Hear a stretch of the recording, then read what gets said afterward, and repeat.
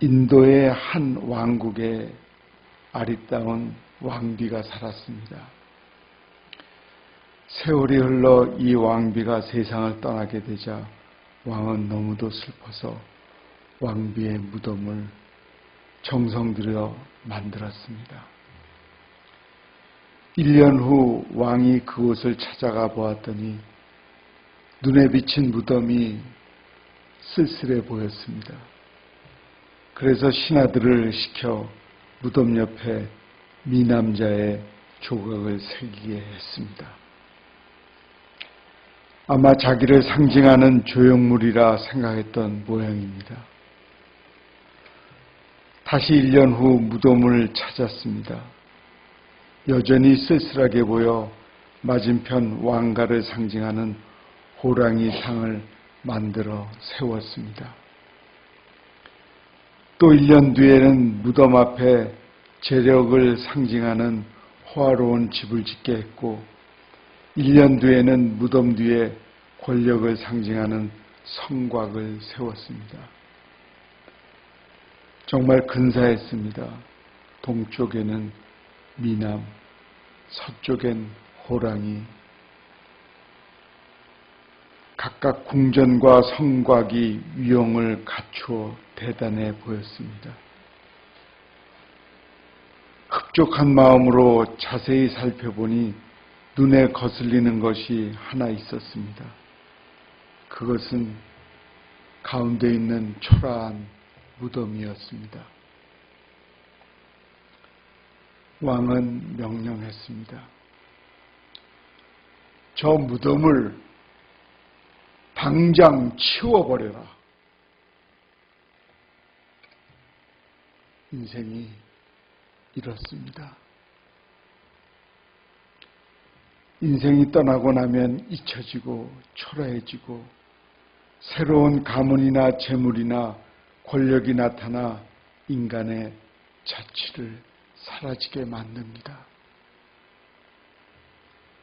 사실 인생은 우리가 살아가는 동안 점점 사라집니다.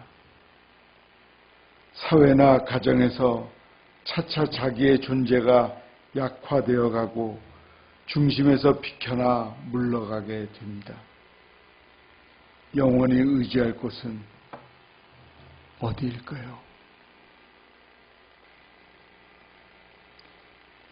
시인은 하나님의 시간이 영원하고 무한하다고 찬양합니다. 본문 1절과 2절입니다.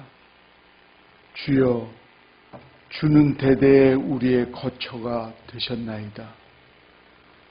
산이 생기기 전, 땅과 세계도 주께서 조성하기 전, 곧 영원부터 영원까지 주는 하나님이시니이다.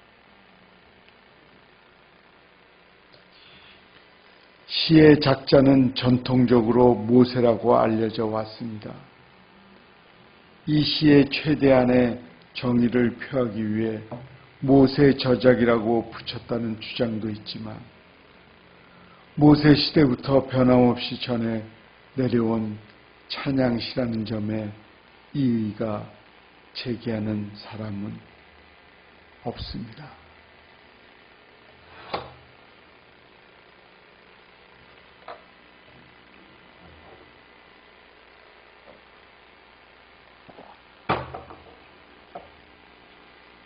모세는 까마득한 과거로부터 아직 상상할 수 없는 미래에 이르기까지 하나님께서 우리 존재의 기반이 되셨음을 확신하고 있습니다. 산이 생기기 전은 하나님의 창조를 의식하고 형상화한 표현입니다. 산은 하나님이 창조하신 세상 가운데 가장 먼저이며 오래된 부분입니다. 그 산을 만드시기 전부터 인간이 경험하기 어려운 영혼까지 이미 계획하셨습니다. 그 속에서 하나님께서는 우주의 인격자로서 사람들을 만드셨습니다. 그런 점으로 볼 때 우주는 하나님의 성품을 말해주고 있으며 하나님을 인격자로 말하고 있다 하겠습니다. 프란시스 쉐퍼는 이 대목을 다음과 같이 설교를 했습니다. 우주는 하나님의 성품을 말해주고 있다. 하나님은 존재하시며 질서와 이성의 하나님이실 뿐 아니라 또한 선하신 하나님이시다. 하나님은 전적으로 선한 우주를 창조하셨다. 이 우주는 원래 명령에 의해 하나님으로부터 나온 이상 이 우주 또한 하나님에 관해 말하고 있다. 우주는 하나님을 인격자로 말해주고 있다.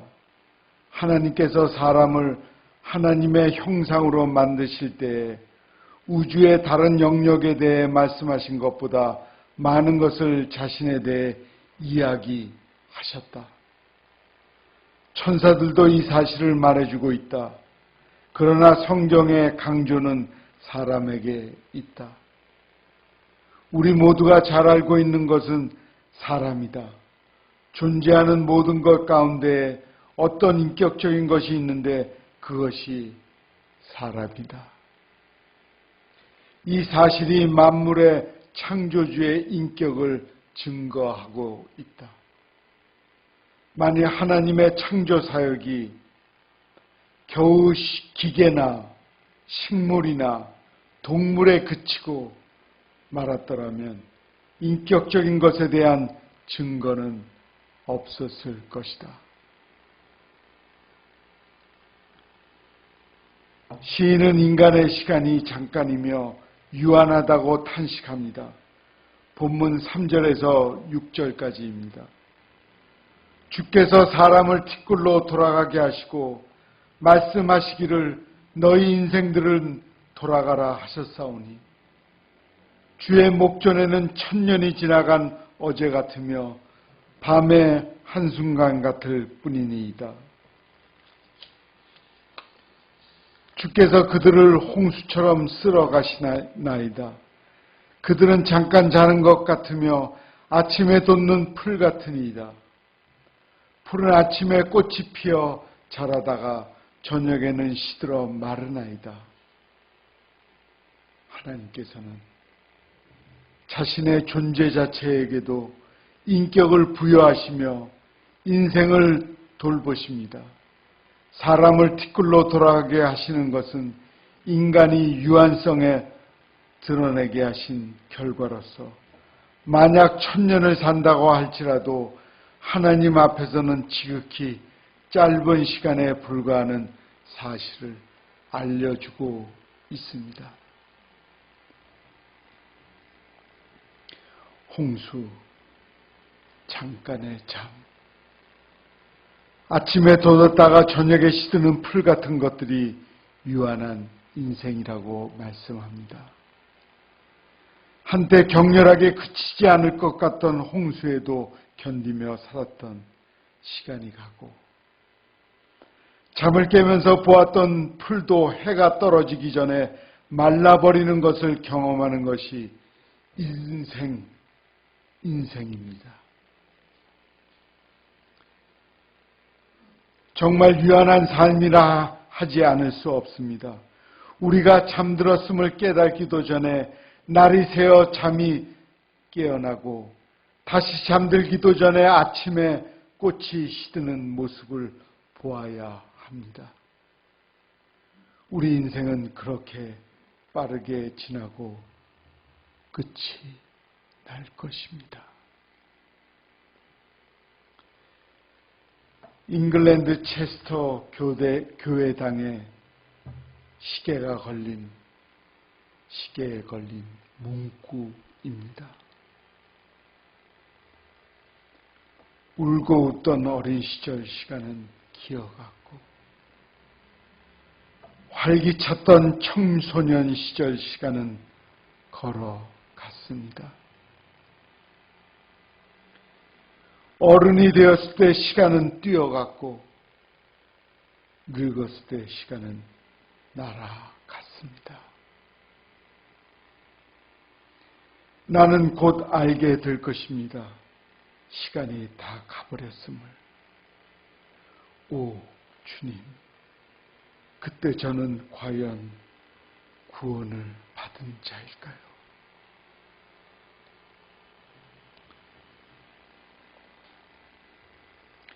시인은 우리가 고통당한 만큼 기쁨을 주시기를 간구합니다.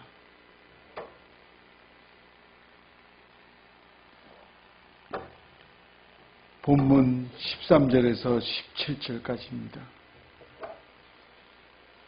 여호와여 돌아오소서. 언제까지니까 주의 종들을 불쌍히 여기소서. 아침에 주의 인자하심이 우리를 만족하게 하사 우리를 일생 동안 즐겁고 기쁘게 하소서. 우리를 괴롭게 하신 날수대로와 우리가 화를 당한 연수대로 우리를 기쁘게 하소서. 주께서 행하신 일을 주의 종들에게 나타내시며 주의 영광을 그들의 자손에게 나타내소서. 주 우리 하나님의 은총을 우리에게 내리게 하사 우리의 손이 행한 일을 우리에게 견고하게 하소서. 하나님의 영원하심과 인간의 유한, 그리고 죄악에 관한 괴로움을 토로하던 시인은 주님의 은총을 구합니다. 고통을 당한 만큼 기쁨을 내려주시기를 간절히 구하고 있습니다. 마치 지난 세월의 삶은 모두 지워버릴 수만 있다면 모든 것을 버리고 새롭게 시작하겠다는 다짐을 하는 것과 같습니다. 그 새로운 시작이 우리를 기쁨으로 인도하는 하나님의 은총이 될 것을 믿고 있습니다. 우리도 모세의 기도를 따라 처음으로 시작하는 기쁨을 누리고 싶습니다.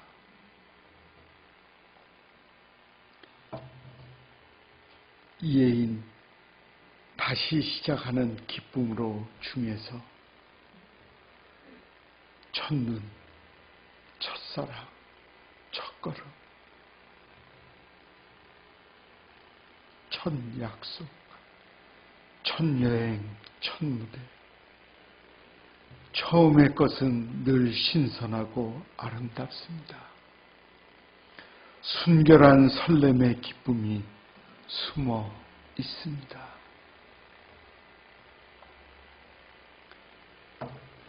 새해 첫날, 첫 기도가 아름답듯이 우리의 모든 아침은 초인종을 누르며 새로이 찾아오는 고운 첫 손님.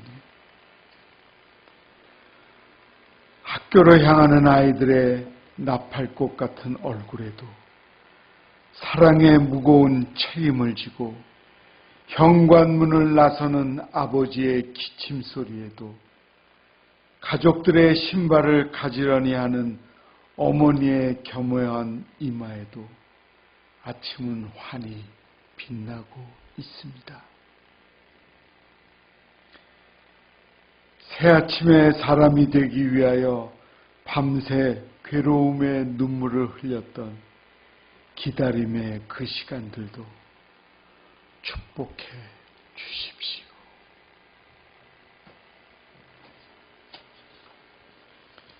하나님의 영원하심에 비하여 인간의 유한함은 너무도 극면하게 대조됩니다.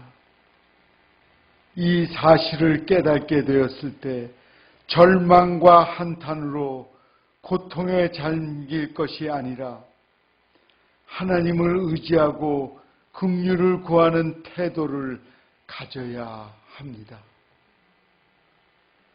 마음의 평안과 여유를 갖고서 다시 시작하는 기쁨으로 새로운 인생을 준비하는 자세가 필요합니다.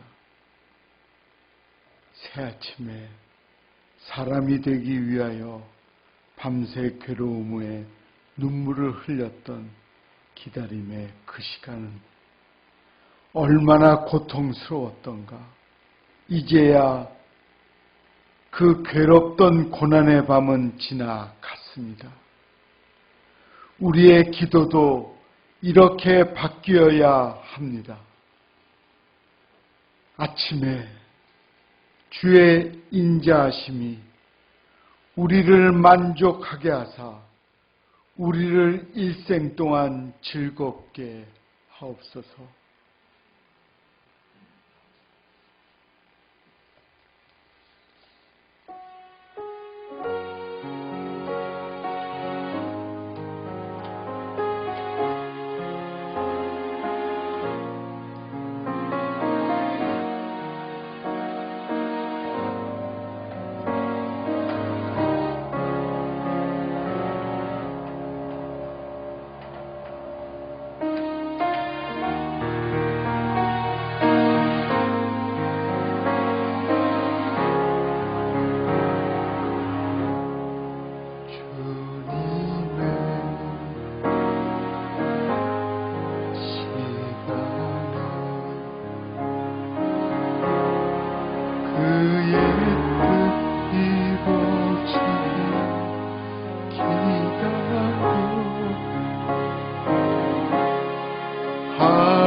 하루하루 살 동안 주님 인도하시니 주 뜻 이룰 때까지 기다려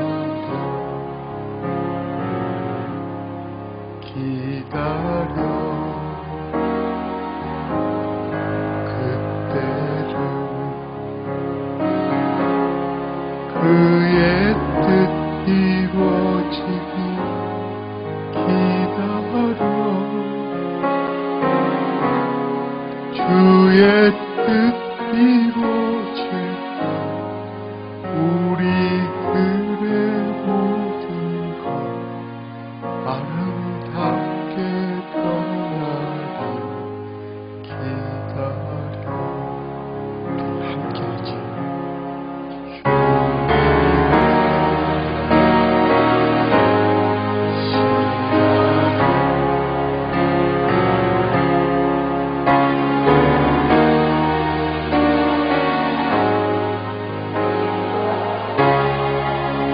주의 뜻 이루어질 때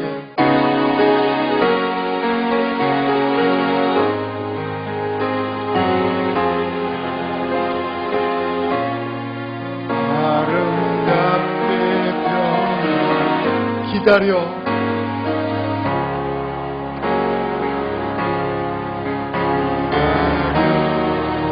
그때를 그의 뜻 이루어지기를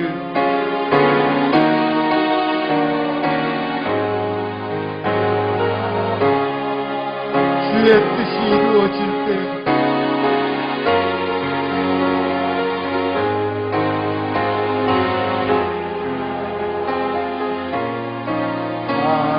아름답게 변하리 아름답게 변하리 기다려 아름답게 변하리 아름답게 변하리 기다려.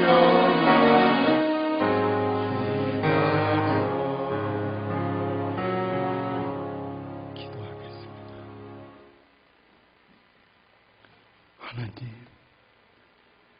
하나님의 시간과 우리들의 시간은 너무나 크나큰 차이가 납니다.